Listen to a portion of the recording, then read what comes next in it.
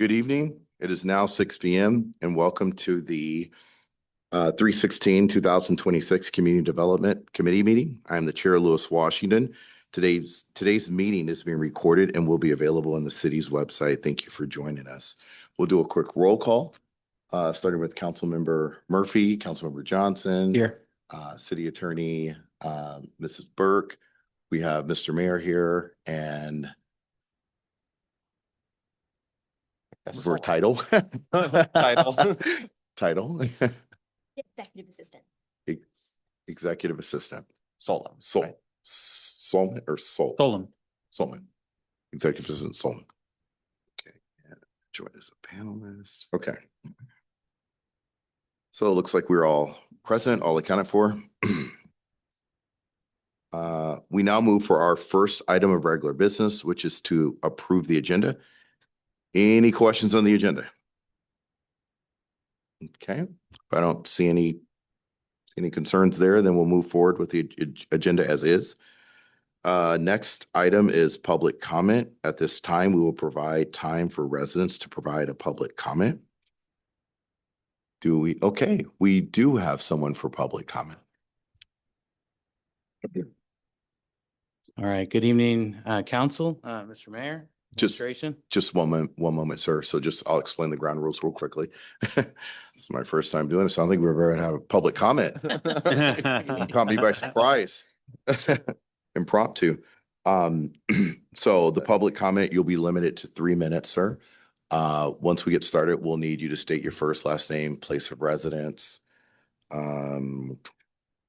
So you are not to address any of the committee members. It's just it's an opportunity for you to have a sounding board. So with that said, I'll turn it over to you. All right. Thank you so much. My name is Andre Tessman.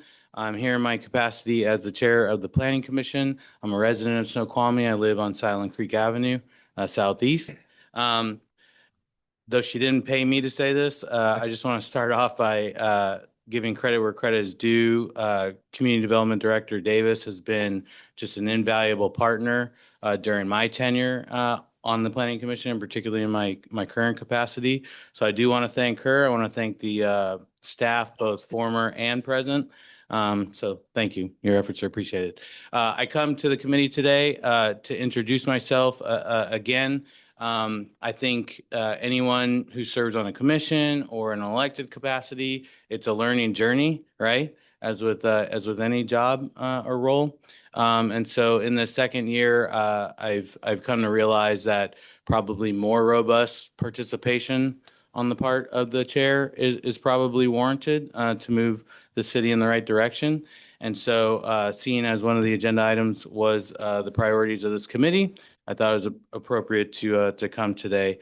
So I'll be taking notes.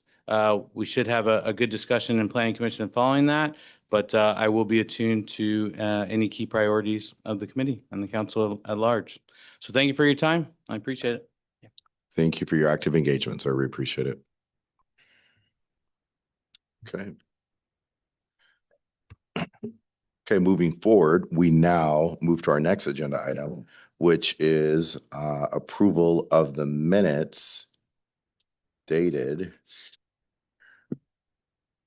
Approval of our last committee meeting minutes dated February 17th, 2026. Were there any questions or concerns regarding the last meeting minutes?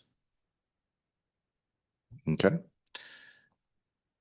With hearing no concerns, we'll move to our next item of business.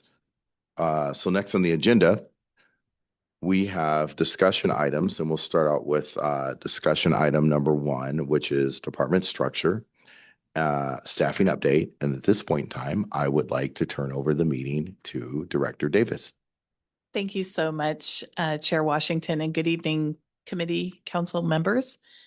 So I would like to start off tonight just kind of reintroducing you basically to who we have on staff in community development. We currently are operating with me, and then we don't have any planners currently here. We do have an associate planner position in process, and then we have a vacant senior planner position. We do have our building official who's been with the city for, I think, like 28 years. So he's mainly our institutional knowledge here. He also serves as our plans examiner, our building inspector. He also does fire marshal duties and fills in as the code compliance officer. And then our permit technician, Ashley, she does both permit and planning technician. And we just recently updated her title to kind of combine both of those. For a long time, we had a permit technician and a planning technician. So we've combined her title and she's able to do that both of those jobs as one job. So this kind of, oh, I'm sorry, Mayor. Back for 1 second to the slide. Hold on, I'm not sure if I know how to go back now that I'm.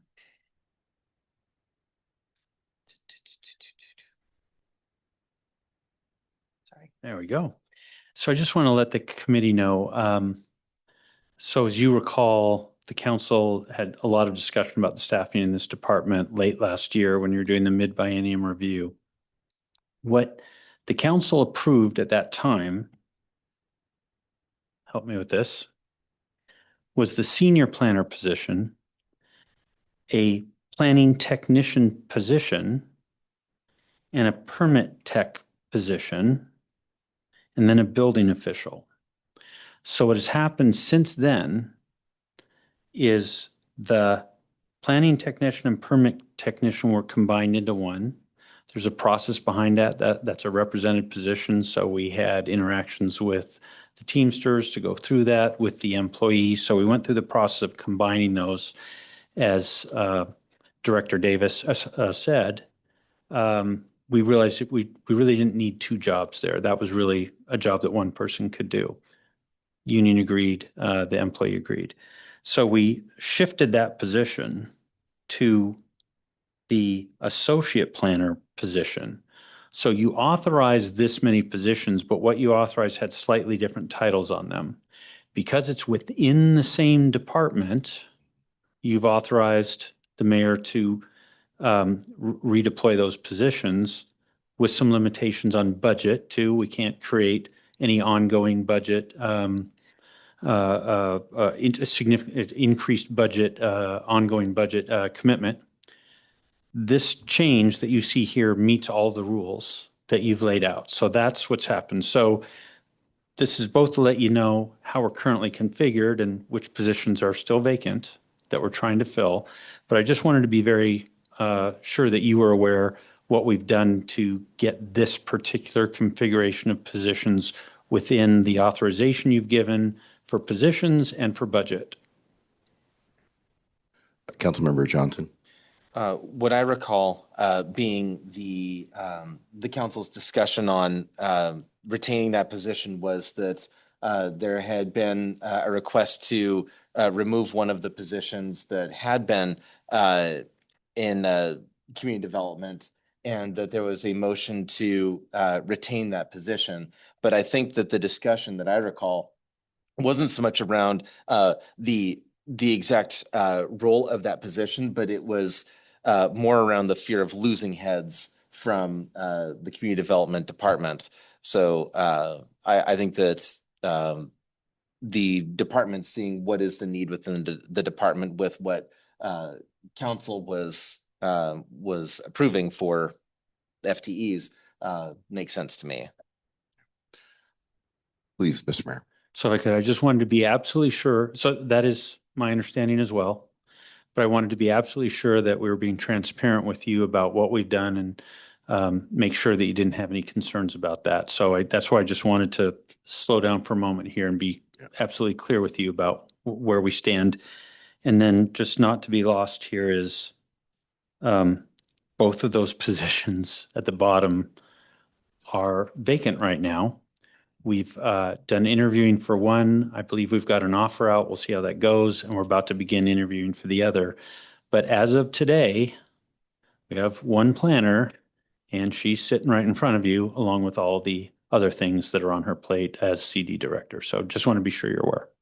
So just a quick follow-up, Mr. Mayor. So I'm just following. So we're adding the senior planner position, correct? The council approved Hmm. the senior planner position. We're adding the associate planner position instead of the planning technician, Right. one of the two technicians, the one that was vacant.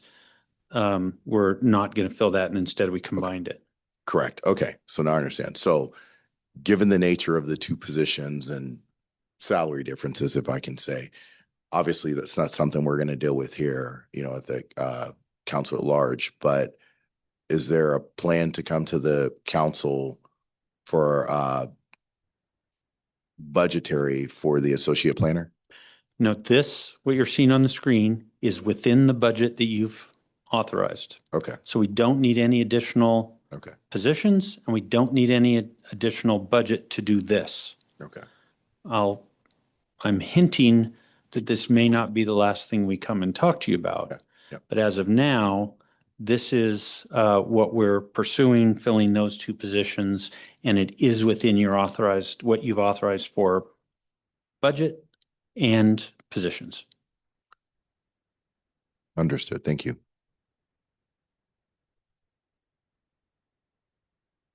Okay, I made this slide so we could take a little trip down memory lane that none of us really have any memory about. Been a long But time. I went back a few years to see like what kind of staff used to be in this department. And as you can see by this slide, between 2019 and 2023, we had 7 staff.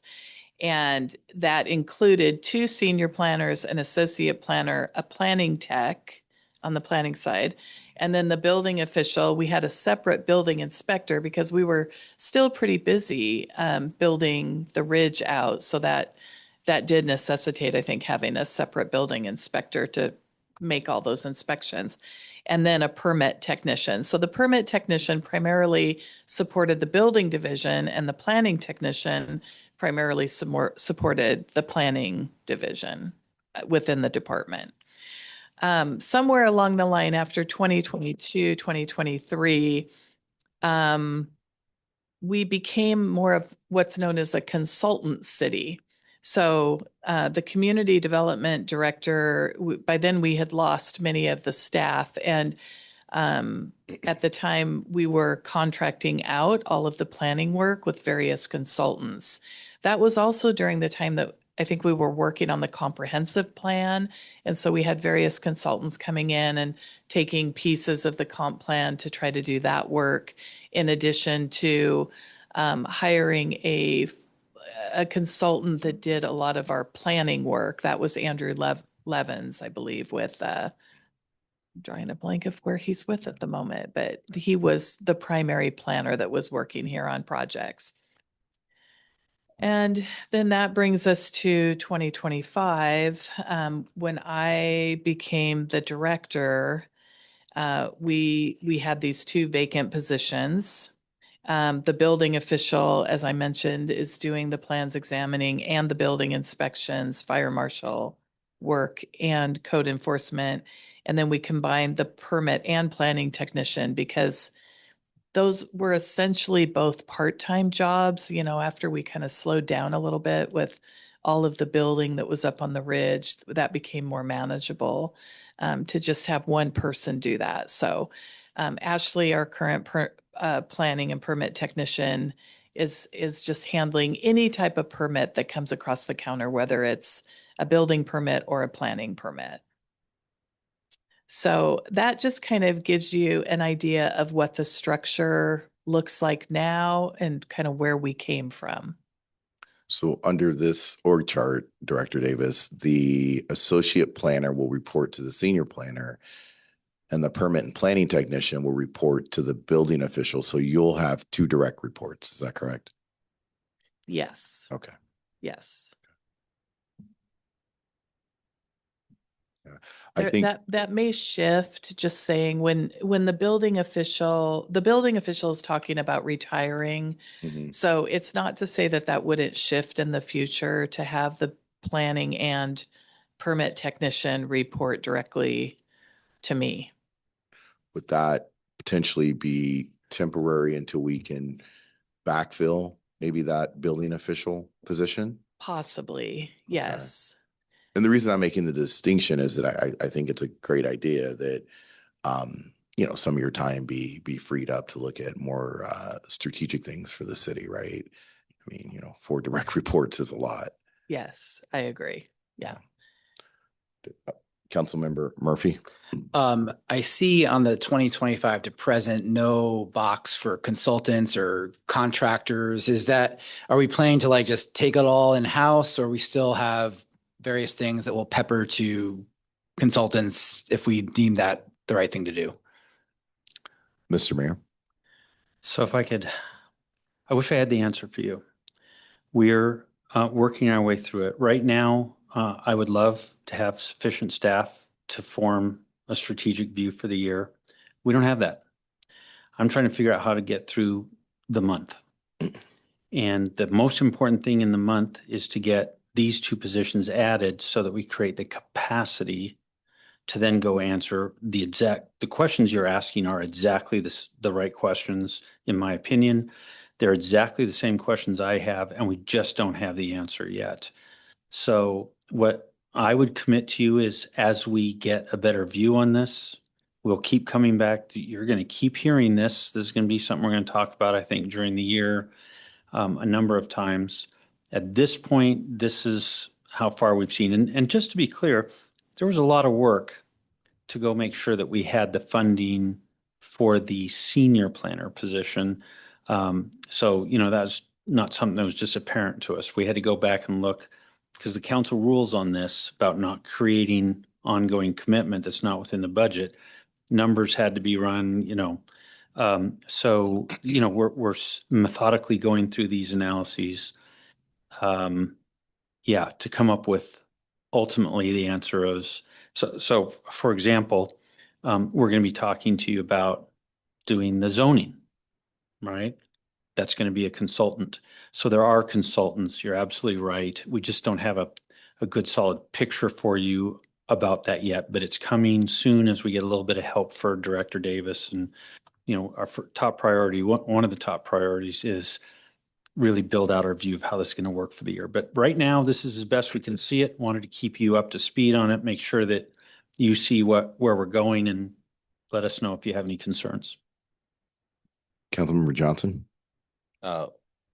What I see on the left is a lot of institutional knowledge in that 2019 to 2023 range.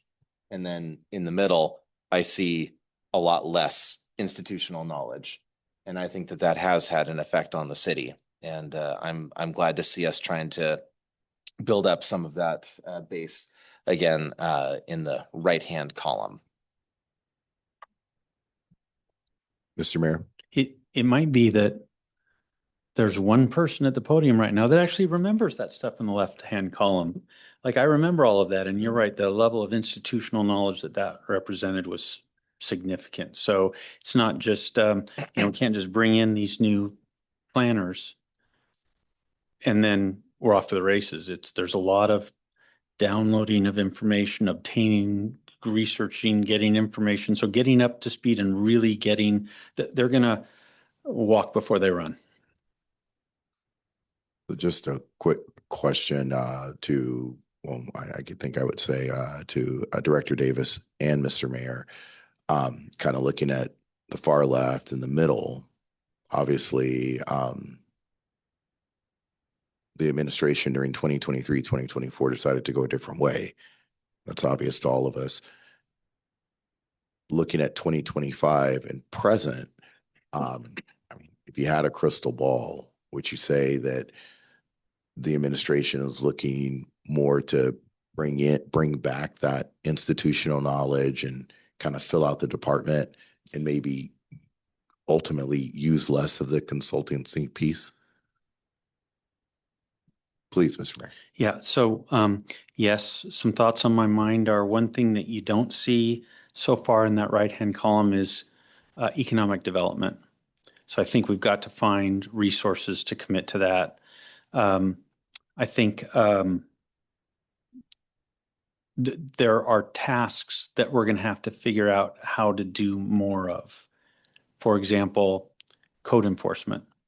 There's a whole range of code enforcement activities that we engage in currently, but I think there's a significant question we're going to come back to you all with, which is, here are some areas that we could do more code enforcement in.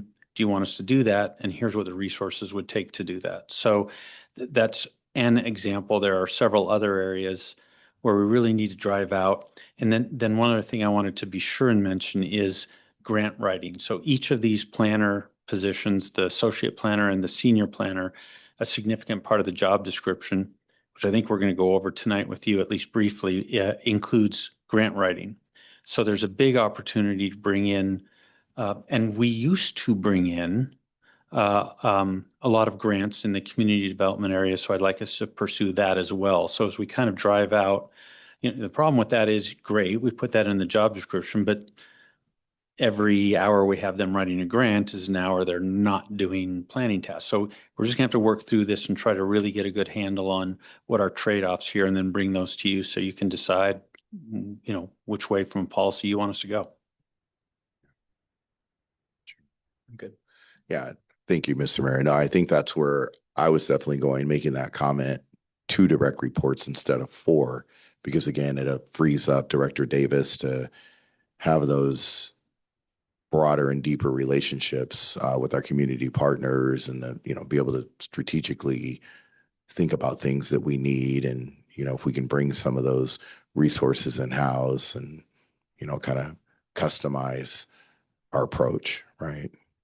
So excellent. Thankfully, a lot of our bigger projects have kind of wound down a little bit in the last year. And so we were able to bring more of the land use planning in-house. So we're doing, by and large, I've been doing much of that in the past year. So. Yes, Mr. Mayor. If I could just make one more comment. So when we think about things like what will happen in our unannexed adjacent UGA, and people might say, hey, what about concept A or concept B? Understand we don't have resources to go find out those answers. So, but I think we would all have a sense that we perhaps ought to.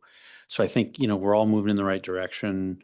There are big things that will happen in the future. We got a whole lot of unannexed UJ around us. That's not going to stay that way forever. And, we've got to be prepared to handle that, and maybe even get ahead of it and so forth. So yeah, there's a lot of things at play here. Thank you, Mr. Mayor. Director Davis, please. Did you? That's all I have on this topic. If you'd like to move on to the next topic. Okay. Any other questions from the committee? Okay. Our next.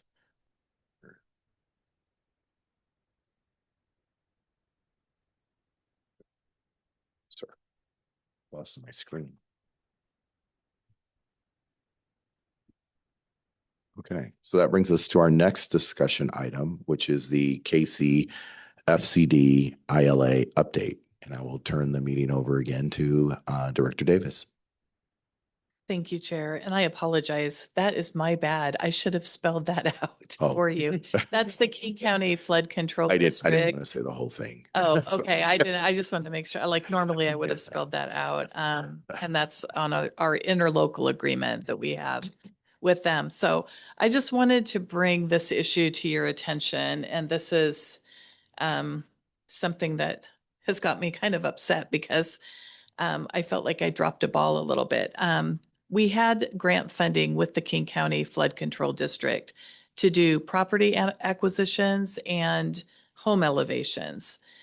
The home elevation funding expired at the end of December, and I didn't realize that.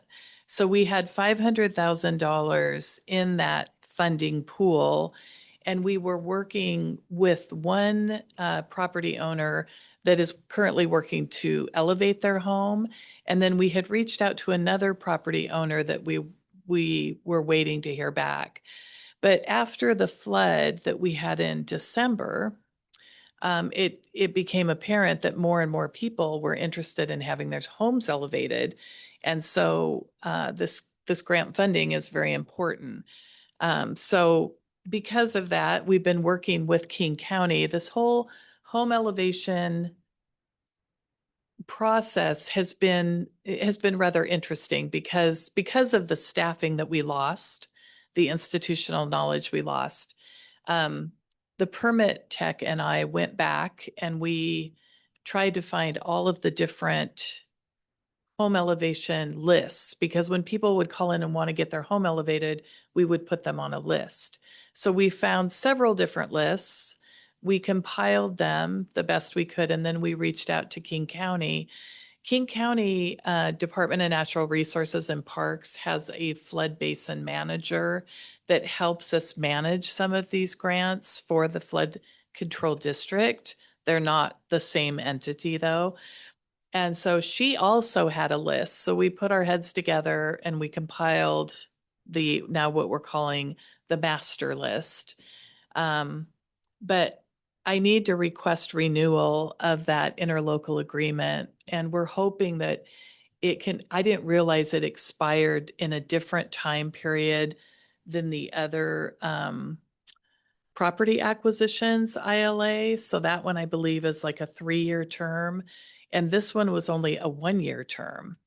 And so I'm hoping that we can go back and work with the King County Flood Control District to not only renew this ILA and renew the grant funding that we had, and hopefully we can get back, but to have that be a longer term limit, because we're also realizing that 1 year is not enough time for people to find out that they, get the offer that they can come in and elevate their home, find a contractor, go through all the surveying and all the work that needs to be done to get that process started, go out for construction bid, and actually do that work within 1 year.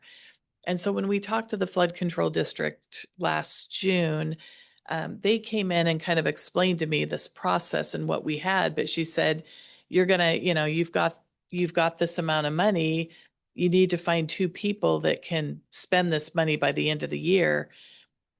We couldn't find 2 people that could spend that money by the end of the year, but I didn't realize it would just go away. I thought it would carry over until the next year. So this is more just to bring this information to your attention, let you know that I'm working with the mayor. We need to write a letter to the flood control district and request that this, hopefully money will be repopulated into, this year's budget and beyond. Just a quick question. Thank you. Thank you very much, Director Davis. So the request for renewal of ILA from 2026 to 2028, is that a 3-year Well, or a that's what 2-year I'm request? hoping to request. So through 2028. Yeah. So it'll be a 3-year request as opposed to currently a 1-year. Yes. Okay. Yes. We'll go. Councilmember Johnson. We actually go back a slide. Believe me, it's relevant. I'm going to do a little bit of Monday morning quarterbacking here. This is, I think, exactly what I would expect to have happened when we go from 7 department staff down to 3. When I was rather quickly too. When I was a kid, I learned how to juggle, and I got decent at 3-ball. But as soon as I tried to get the 4th, I don't know what it is about my brain, but my brain doesn't do 4. I end up dropping 1. That said, I have never been hired to be a professional juggler before. But even the most professional senior juggler that has ever been has a maximum number of balls that they can juggle. And once they reach that capacity, if you suddenly take away all the supports and you shove more balls at them, there are going to be balls that are going to fall. So I think that while this isn't nothing, this is a fairly decently sized grant to not currently have in place. I think that moving toward that right-hand column will help avoid these kinds of issues in the future. It was probably someone's job at some point to follow this grant. And at some point that got lost along the way. I don't know when it happened, but at some point, the person who was responsible for that didn't pass on whatever that knowledge was along the road. So hopefully these kinds of issues will start to diminish as we invest more in the community development department. Just have it tag. Yeah. It'll come right to you. So, thank you, Councilmember Johnson. So just to kind of tag on to that as we kind of move forward, right? Lessons learned. Is it going to be kind of a central process in terms of, I don't know, thinking of controls in terms of these ILAs, or is it going to be within a department? Or have we had that discussion yet? Is there any thought there, Mr. Mayor? Great questions. We'll come back to you with answers. As a reminder, we currently have one employee in the planning department. So those are exactly the questions we need to get answers to, have process around, and we'll come back and tell you about that. But two things I just want to call to your attention. The first is I'm proud but troubled by how the director presented this to you. And I hope that you heard what I heard, because I heard an apology. And I'm troubled by that. This is a person who we've asked to do way more things. Now, look, you all know me. I am huge on accountability. But there comes a point when we've got people that are trying to be accountable to an impossible task. So without taking anything away from the concept that we absolutely must have accountability, I agree with the comments earlier that I perceived this was inevitable when we cut back to this level of staffing.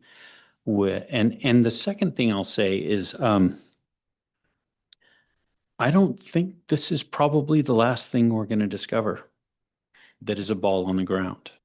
The sooner we get up this additional staffing in, the quicker we make sure we've spotted anything that's dropped to the ground, we pick it back up.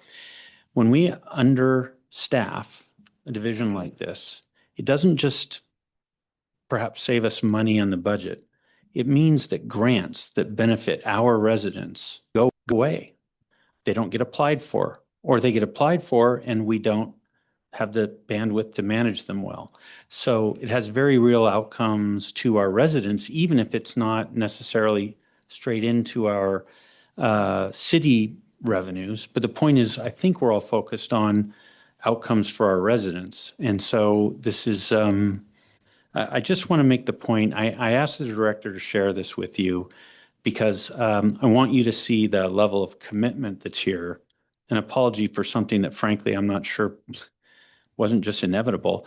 The commitment that our staff has to this, we've got to give them the resources. We're moving in that direction. We're doing that, but I just want you to be aware of kind of what's going on, kind of day to day and some of the tasks that are there. Like there's a lot here that we need to really get our arms around, and we're moving to do that. And we need the strategy and we need the implementation. So all the things that you're bringing up too. Yeah. I'll just make a quick comment. Yeah. Thank you. Thank you, Mr. Mayor. I've known Director Davis for some time and worked side by side with Director Davis. I've always known you to be very intelligent, very diligent, hardworking. So, I mean, obviously, this is just by no fault of your own, limited bandwidth and just over capacity or under capacity, I guess I would say. So, thank you for bringing it to our attention and really appreciate that. I'm going to go with Councilmember Murphy. Yeah, echo everything that's been said.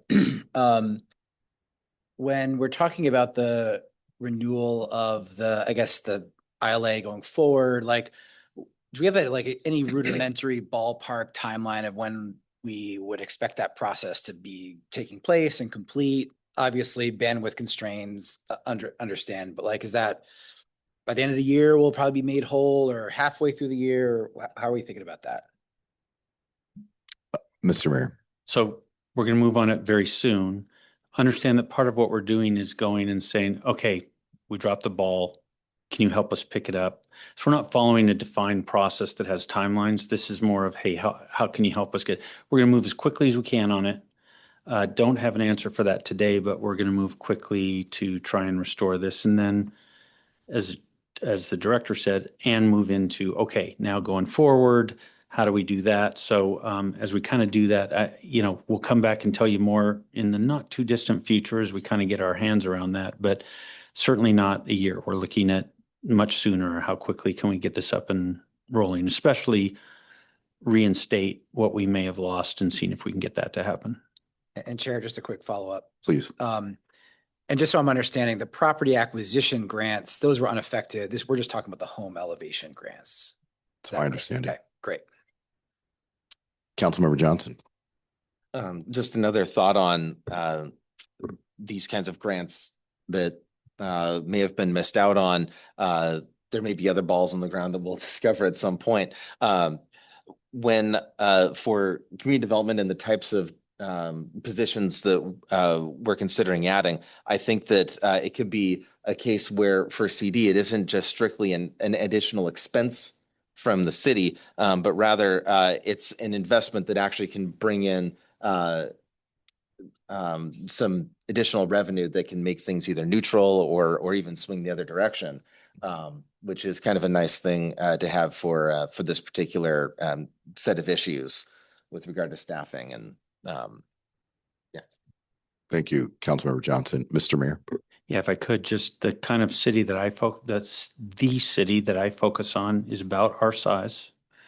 And their grant stream funds 3 engineers and over 1 full-time planner just out of the grant funds, the continual stream of grant funds that allow for some of those charges to go to the grants. And so you're right, we invest, but it doesn't end up as we get grants, it doesn't end up being 100% on our dime. It gets paid for, at least in part, by those grants. Just a quick little context question here, Director Davis, just for our residents that are listening and, our own edification here. I always like to kind of get some background on this when I can. Can you speak a little bit to the mechanics of the flood control district grant? So if a homeowner applies and, for the home elevation, are they automatically given a piece of the $500,000, or is there a process, or how does it work? The process, to the best of my understanding, is that if a homeowner reaches out and asks to be added to the list, they go at the bottom of the list. Mm-hmm. And so as funding becomes available, it's a first come, first served basis. So we would start at the people at the top of the list. If they decline, then they have an option of moving to the bottom or just being removed from the list. So that's what we're working off now, but there is a lot of coordination that was needing to have happened with King County. And from the best of what I can gather, that was not happening. And so I'm trying to pick up those pieces right now. Okay. So you're still. Grants take an incredible amount of time to manage if you're managing them correctly. I mean, you really need to be aware of what the contract says and what your deliverables entail. And it does need somebody that's really on that and being able to stay on top of it. Yeah. And I think, again, that's another excellent point, that since the department was so streamlined, if you will, that some of these processes have kind of fallen through the cracks. Just on the amount, is it a prescribed amount per homeowner? So if someone applies, then, for example, they're eligible for $5,000 and another person applies, they're eligible for $5,000, or how is that decided? Well, from what I'm understanding, these elevations can cost upwards of $200,000. So that's why usually you have 2 per year that you're able to fund out of that money. It's a pretty long list. They're pretty, yeah. I think there's about 45 people last I counted on the list. And like I said, we have worked really hard in the last month to coordinate with King County to try to make sure that we're all working off the same list, because it's ridiculous that we've got several lists floating around. So we had to really do some work and try to consolidate that. I think the problem was we had different people working on this, and they all created their own list throughout the last few years. So I think we've got that ironed out now, though I do feel confident that we're on the right track forward. Okay, just a quick follow-up. So let's say, for example, I was on this list and, obviously it's limited in what we can do. And I said, well, I'm just not going to wait. I'm going to go ahead and do this out of pocket. Is there, and then let's say 3 or 4 years from now, I'm at the top of the list and you give me a call and say, hey, Louis, we have some availability here. Do you want to proceed? Since I've already had it done, is there still a process where I can kind of claim that in arrears? I don't believe so. I Okay. believe you have to enter into a contract before you start the work. Okay. Okay. Thank you. Councilmember Johnson. If it's something like rounding off numbers, 200,000 today, and it's $500,000 a year, that effectively works out to a year. Okay, make sure my math is good there. Unfortunately, the cost is not static over time that I know of. Nothing is written Nothing into is. law that 30 years from now it's going to be $200,000. It's probably going to be a bit more in 30 years. Is there any sort of an escalation in the ILA that was, or one that could be pursued that over the years it could So cost of living adjustment. Yeah. sort of like Yeah. a cool of sorts? I don't know the answer to that question, but I'm assuming that King County Flood Control District takes that into account as they provide grant funding for these types of things. So I'm sure it has gone up over the years. I just don't have any background to be able to know for sure how to answer that. That's an excellent question. Councilmember Murphy? No questions for me. Okay. Okay, if there are no more questions on the King County Flood Control District grant, then we'll start our conversation. So the next brings us to our next discussion item, and we'll start the conversation on Community Development Committee priorities and Planning Commission discussion. And I will pass the torch over to Director Davis to kick us off, please. Okay, great. Thank you again. So I just wanted to kind of run through what the Planning Commission does. They meet twice a month directly after this meeting with the CD committee. They also, in addition to like reviewing any new code amendments that would come forward, they also serve as the design review board on permit application. And the council is typically the one that delegates the work for the commissioners. And it's really important to keep the planning commissioners engaged. They're a volunteer group. They're very dedicated to the city. They take a couple Mondays out of their month to come in here and do the work that needs to be done on behalf of community development and the council. But I've really been struggling for the past few months to try to come up with things to keep them engaged. When we had a consultant with AHBL, as you may recall, he came in and brought the color palette forward after we heard from our merchants in the downtown that we needed to expand those colors. And so that was great work that we accomplished last year that I think everybody's really proud of. But without planning staff and without hiring consultants to come in and try to help get these code amendments underway, I'm looking to you to kind of help me know what are your priorities that the Planning Commission can be working on. So if you recall, in February, we talked about your priorities, and I had brought a list of them. I mean, I personally could add a whole bunch more things to this list, but these were the ones that we went over as kind of like the important things that we needed to get started on. And at that meeting, I think we all agreed that the comprehensive plan amendments were first and foremost because we have a conditional certification from Puget Sound Regional Council that we need to update our zoning map and update the housing and land use elements by the end of this year. So we do have quite a heavy lift that we need to get done this year.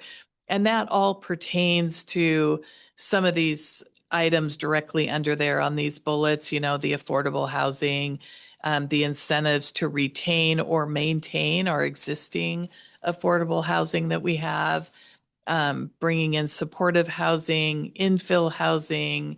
I remember we talked about having experts in the field come in and do presentations to both the CD committee and the planning commission. And so that's something that we're also, I'm working actively trying to find those experts to come in. But then there were a few other items on this list. We have plenty of code amendments that we could get started on.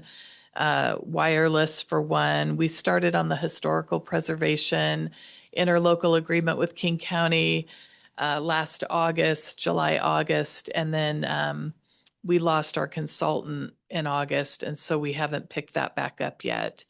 But there's quite a few different code amendments or new code regulations that we could probably start working on. But it's really up to the council to delegate the priorities, their priorities, so that it forms a work plan for the planning commission. So I was hoping we could talk about that tonight. Well, I'll start off by saying, Director Davis, you've come to the right committee.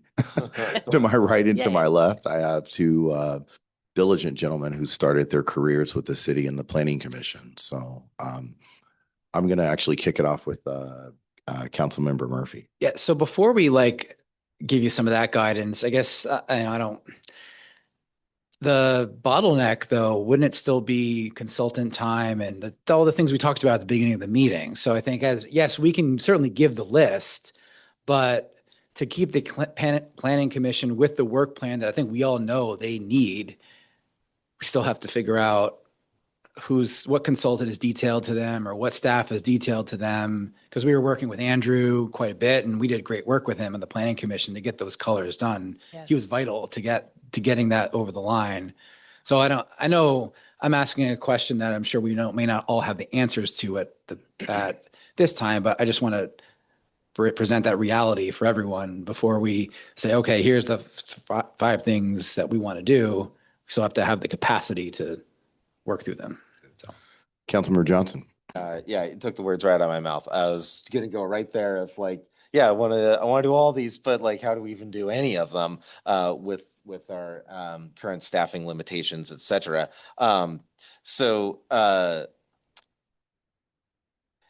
guess that's kind of well, so with the planning commission, I really care about respecting their time, these volunteers.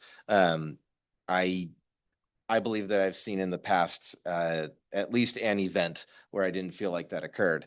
And I wanted to do everything I can to try to prevent that. And this isn't about giving them busy work.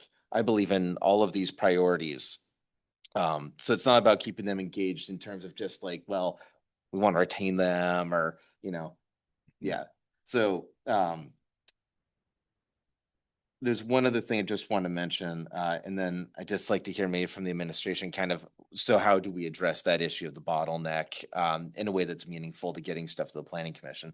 And that is under the other code amendments. I wonder if we could add back in, I think I mentioned this last time about parking minimums as something that I'll address eventually, someday. Sorry, just a clarification, a point of clarification. Councilmember Johnson, in the city as a whole, or? So specifically with regard to retail and commercial use. Okay. But that'd be under the other code amendments. So just want to make sure that got captured somewhere. Lost. So an update to the committee priorities would be parking minimums specifically for commercial and retail use. Yeah. Okay. In the other code amendments section. Okay. Okay. Mr. Mayor. So to give you a preview of 2 weeks from now, we've got the RFP ready to go now for the, help me out, Director Jonas, for the zoning Amendment comprehensive plan amendment and zoning map update.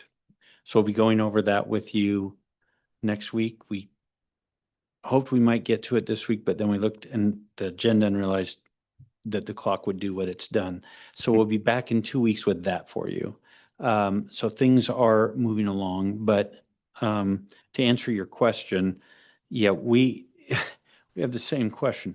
What should we be talking with Planning Commission about right now? And we realize that while we don't have a lot of resources, we're bringing them on board. And so if if we can get some indication from you of, maybe if I could say it like this, this may not be the way to say it, but assuming there weren't resource limitations, what would you want to ask them to do? Understanding that Planning Commission can only do so many things, just as you can only, and just as staff can only do so many things. But if you would prioritize them, what happens is as we bring this staff on, that then will guide the priorities for those staff as they're coming on so that we can start to support not just all the things that need support, not just the things that this committee is asking for support on, but also the things that the Planning Commission would need support. And if you can kind of help us with priorities, that'll help us know which things to focus on first. Councilmember Johnson. I mean, I'll just go ahead and take a stab at it in that I think that the comprehensive plan amendments are kind of the big ticket item that's going to be very time consuming. I think that figuring out how to address our housing needs in that zoning process is going to be extremely important. And I think that there could be some room for education there with regard to what can be done. Well, first of all, what are we required to do in general? I mean, there are things that we have been told we have to do. So what is that? And then second, then being the education around what has been done in the past in zoning to address housing. What kind of options are there? I think I've mentioned before that there's this idea that you just draw different boxes on the map, and in this box you get apartments. In this box you get single family homes. And I think that the way that city planning is going in the United States as a whole, just over the last 5 to 10 years, is moving away from that version of zoning and toward more actual mixed use, not pretend mixed use. Like we have our big beige blob around Snoqualmie Ridge that's called mixed use. It's not really all that mixed in terms of the use. So just a little bit of that, I think, would perhaps go a long way in setting them up for success with the comprehensive plan and meeting the needs of not only our residents today, but our residents 20 years from now. Because the things that we need to do now are the things that are going to impact people into the future. And I think we need to be as forward-looking as we can on that front so that we're ready for tomorrow's problem. Director Davis, did you capture which item Yes. was being referred to there? So you're clear on it? Yes. Okay. Councilmember Murphy. So real quick, I know we're short on time. Second that in terms of what Councilmember Johnson said on comp plan amendments, that's the big ticket item. I think like probably a lot of substantive good work there.